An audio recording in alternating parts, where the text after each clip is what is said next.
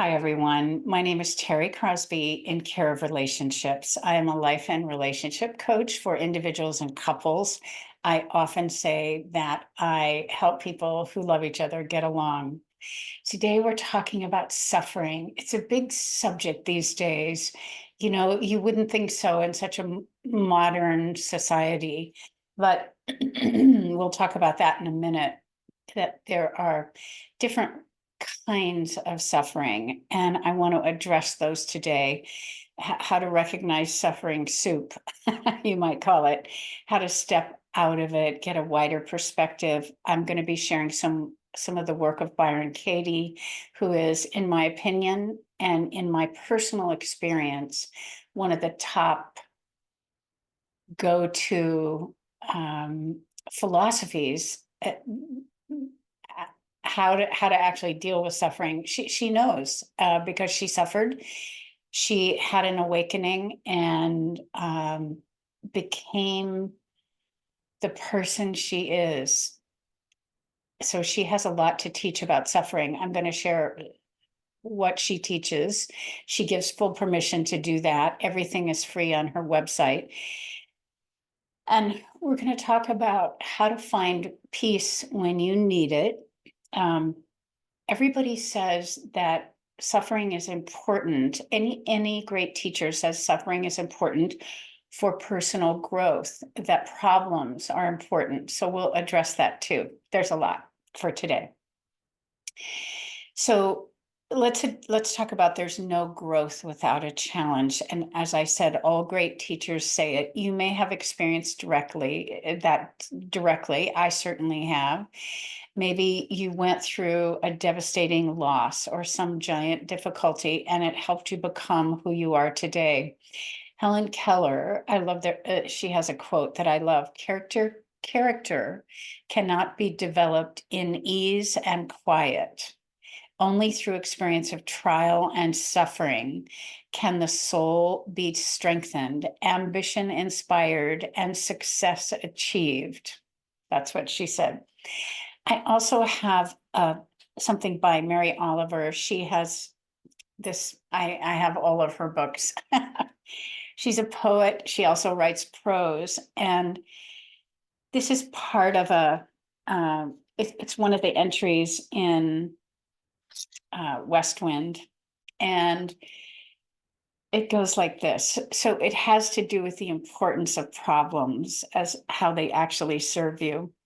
She says, this is page 46 of West Wind. You are young, so you know everything. You leap into the boat and begin rowing, but listen to me. Without fanfare, without embarrassment, without any doubt, I talk directly to your soul. Listen to me. Lift the oars from the water. Let your arms rest and your heart's little intelligence, and listen to me. There is life without love. It's not worth a bent penny or a scuffed shoe. When you hear a mile away and still out of sight the churn of the water as it begins to swirl and toil, fretting around the sharp rocks, when you hear the unmistakable pounding, when you feel the mist on your mouth and sense ahead the embattlement, the long falls plunging and steaming, then row for your life toward it. So what that says to me anyway is don't avoid the full experience of life. Don't avoid problems. Just go for it. They actually help you. Challenges help you. So let's take a look at a couple of different points of view about suffering before we get to Byron Katie. The Buddhists believe that life is suffering. They believe four things. Life is suffering. Number two, the cause of suffering is desire. And by desire, what they refer to is craving pleasure, material goods, and immortality, all of which are wants that can never be satisfied. As a result, desiring them can only bring suffering. That's what they believe. Then number 3, the cause of desire must be overcome. And number 4, when desire is overcome, there's no more suffering. So I know I'm smiling about this. It sounds simple enough, which is just don't ever want anything. I know there's more to the subject. I know that it's a deep teaching by the Buddhists, and I don't claim to know very much about it, but I just wanted to introduce that. A lot of people as writers and historians talk about suffering as in deaths from war, disease, plagues, famine, and homicide. And clearly, these things were much worse throughout the world than they are now, at least in certain areas of the world. So did you know, pardon me, did you know that throughout most of recorded history, about 1/3 of babies born didn't live to see their first birthday? 1/3. And almost half didn't live to see their 15th birthday. I did not know that. All right, so Abraham Maslow, in his hierarchy of needs, we've all heard about that. He speaks about suffering when we don't get our basic needs met, like air, food, water, and shelter from the elements. We also suffer when we get injured or sick or fired from our jobs, and we experience deep pain and loss when loved ones die. So there's that.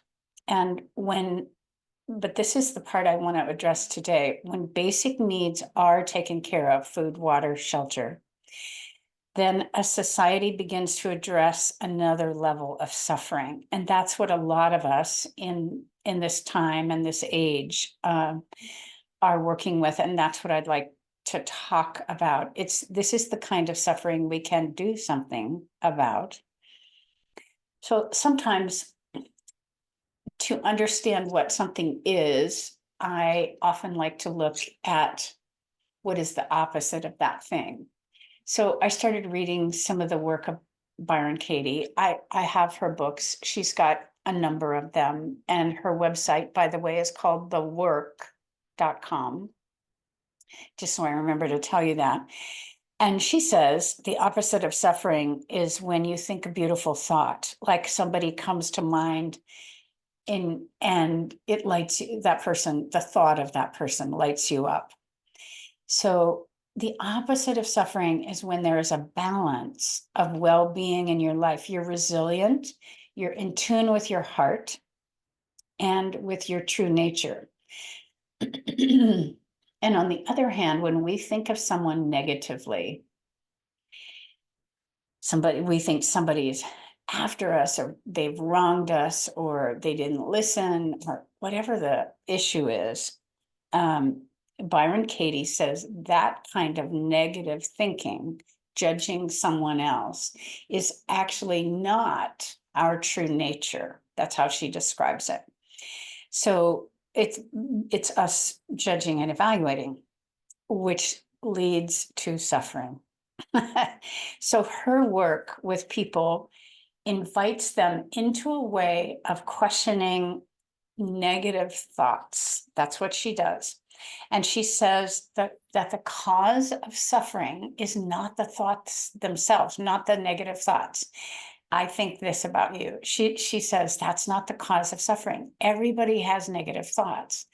The cause of suffering, she says, is believing negative thoughts.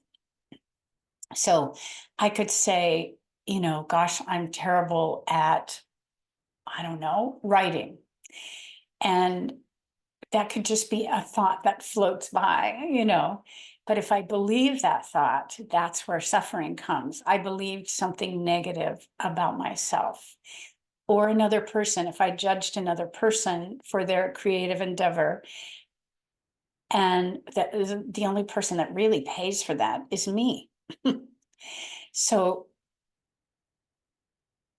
it's optional. What she says is it's optional to believe in a negative thought. We all have negative thoughts, no big deal. It's part of the human experience. So it's optional to believe in them. But she says, here's where we get caught. And I really agree with this. We think, yes, but what I'm thinking is true. This person really did this to me. They lied, they cheated, they stole. So what I'm thinking is actually true. And so in the face of that, she encourages something that she calls inquiry. Self-inquiry is a profound investigation into ourselves. It's self-inquiry. So she offers 4 questions, and she really encourages self-inquiry about negative thinking. And so I wanted to mention this. So she always asks us to begin the process as a beginner, to consider ourselves a beginner. And so we begin with the beginner mind, we stay simple, we stick to the facts, what happened. And so now I'm going to talk about her 4 self-inquiry questions. So the first one is it true? So you bring to mind a situation that upsets you, and then you say, is it true? Did this person do that? Whatever the issue is. And if the answer is yes, you know, then you go to the second question, which is, which asks you to go deeper. I love this question. Can I absolutely know without a doubt that it's true? So it's a question that's designed to make sure you take a second look and to go deeper, because after all, this is inquiry, and that's what you do in inquiry. And so your answer to that might be, yes, 10 friends told me it's true. I know her. It's just like her to do that. And so let's say your honest answer is, yes, it's true. All right. So she says it's always important that you do this alone, you with you. So that's self-inquiry. Because the focus is, what do I say? What do I do? So the third question is, how do I got ahead of myself there. So the third question is, how do I react? Where is it? How do I react when I believe the thought that, and then you fill in the way you're thinking. So the question here is, what do I say? What do I do? What emotions happen? Maybe I can't sleep, or I get worried, or I get angry. Whatever your answer is, you lay it out. And then Byron Katie says, as I witness what I do and say, I also witness the cause of my suffering. That's good. So she reminds us that to truly look at ourselves takes a lot of courage. And at first it can be a little difficult to face what we do and say and how we react to other people and what we think. And so she always reminds us to be gentle with ourselves and soften whenever possible, just soften our opinions about ourselves. And whenever we question the true nature, the true origin of our struggles. And so through inquiry, we often become grateful that because of this difficult experience, we can actually see ourselves, we can see our part in the world. All right. Because we see what we do, we see how we treat others when we believe that they're wrong, and what we say to others in times of stress. We see our part in things. We become self-aware. That's what that means. We become self-aware. After all, it requires honesty to look at yourself and what we realize once we do that is that what I'm thinking about you is my heaven or hell. That's a profound statement. It's from her. She says, when you do this process, you can't pretend that one way, our way, is better. We can't pretend our way into heaven. You can't pretend through the process. You actually have to look. So, and what's kind of profound is that when we are thinking about somebody else, they are actually in us. You know, maybe I'm angry with my father, and my father's been dead for 10 years. Isn't that amazing that he's actually not gone? He's still in me, and I'm angry about it. So if I'm not having, this is what she says, if I'm not having a good time with how you're being in me, then I can treat that as an invitation to question how I'm thinking about you. That's how she talks about it. Sorry, I have this little winter cough. Okay. She says we can't be at home in ourselves until the you,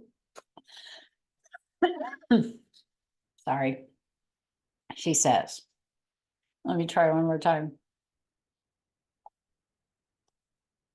She says, we can't be at home in ourselves until the you I believe you to be can rest in me too. All right. So just to review. All right, you start with what upsets you. Recall a specific situation. She says to begin, relax and be still. Travel in your mind to that specific situation when you are angry, hurt, sad, or disappointed with someone, and witness the situation. So she's asking us to stand outside the situation and witness it. Be there now. Notice, name, and feel the emotion that you were experiencing at the time. Find the reason that you were upset. So you do that. And by the way, remember I said her website is thework.com. So the worksheets for this are actually on her website. Everything is free. The first question is it true? So, and she says that your answer has to be yes or no. Can't explain it. You can't qualify it. So if your answer shows up as a yes, move on to question 2. If it's a no, then experience that no for a moment and move to question 3. All right, so let's say my answer is yes. So the next question, can you absolutely know it's true? Take this opportunity to look again, shine the flashlight on that moment in time again and see what it reveals to you. And here's question 3. How do you react? What happens when you believe that thought? What images do you see, past or future? What emotions or physical sensations arise as you witness those images? How do you treat the other person? How do you treat yourself? Do any obsessions or addictions begin to appear when you believe that thought? And then question 4 is incredibly powerful. I haven't mentioned it yet. So here it is. Who would you be without that thought? Powerful question. She says, closing your eyes, return to the situation, take a moment to reflect, observe, and experience the situation again, this time without the thought. Who or what would you be without the thought? How would you see or feel? How would you see or what would you feel about the other person? Drop all of your judgments and notice what is revealed to you. Then she has a whole process for turn the thought around. I'm not going to go into that one because it takes a little more training and a little more reading and all that, but you can find that on her website. So basically what she's saying is we create our own suffering. It's not the circumstances or even the negative thought about it. The suffering settles in when we believe the negative thought. Here's a quote from Willie Nelson. So I'm going to finish up here with a few ideas from other people. Willie Nelson said, "We create our own unhappiness. The purpose of suffering is to help us understand we are the ones who cause it." I don't think Willie Nelson knew Byron Katie, but they believe the same thing.